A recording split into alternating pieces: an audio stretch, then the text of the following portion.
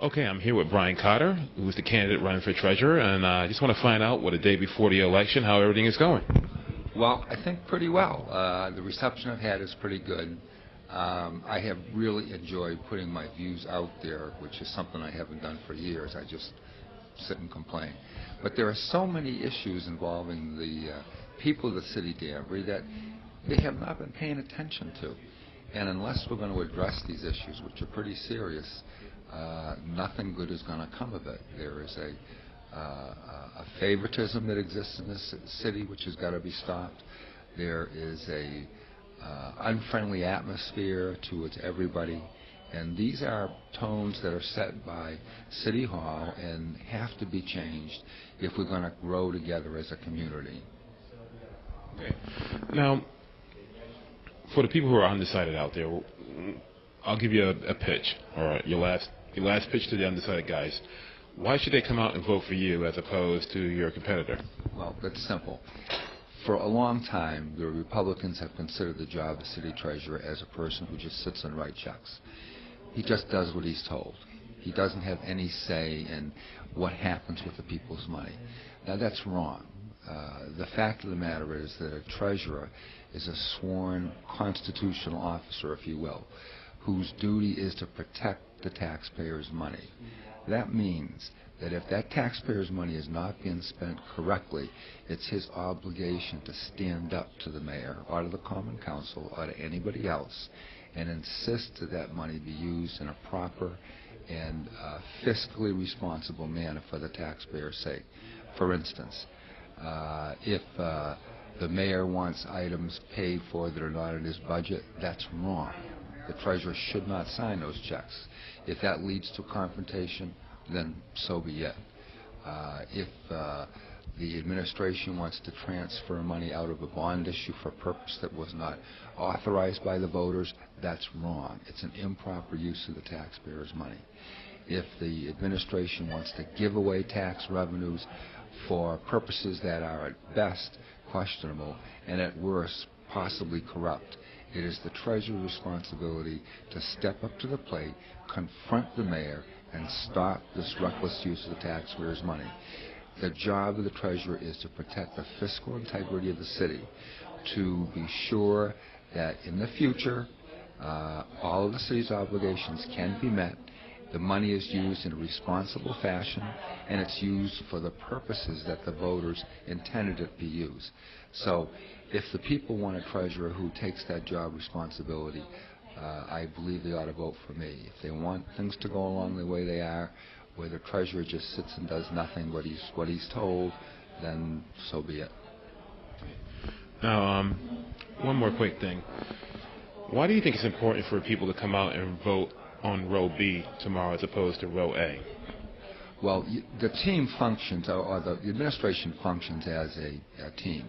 And as you know, in a lot of my campaigns, I haven't said a lot about the current treasurer because of the fact that, frankly, my point of view is he really just doesn't do anything one way or another.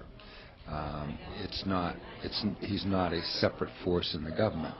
So the stress has been on the mayoral campaign because I believe the mayor has improperly used the taxpayers' money.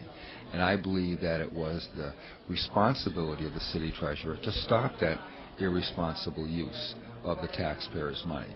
So to me it's important that the treasurer have an administration that is forthright, that is serious about the good of the city, that is not given to political considerations in terms of when it spends money. You know some of the things I have talked about. I've talked about the fact that the police station is built on a site that's ridden with asbestos. Now that's going to cost the taxpayers money in the future when the police officers have health problems, which are going to occur. I've talked about the tax breaks to BRT. That was wrong. It was an irresponsible use of the taxpayers' money. We need a mayor who does not propose to give favored tax treatment to developers who can make plenty of money anyway, and in fact whose developments are against the interests of the city. vis-a-vis the traffic, the congestion, the overcrowding of our schools. All of that has been created by this overdevelopment of residential units within the city of Danbury. Now, I was privileged enough to have an interview with you earlier on in the campaign season that I posted up on my website. One of the big responses I received was when you talked about the parking garage. If you can just elaborate a little bit right now again about the parking garage and just inform the public about some stuff that they might not know. This parking garage was a bond issue voted by the voters during the last year, I believe, of Mayor Eriquez's administration. And they proposed, I believe it was, and I could be wrong, but I think it was like $5 million to build this parking garage.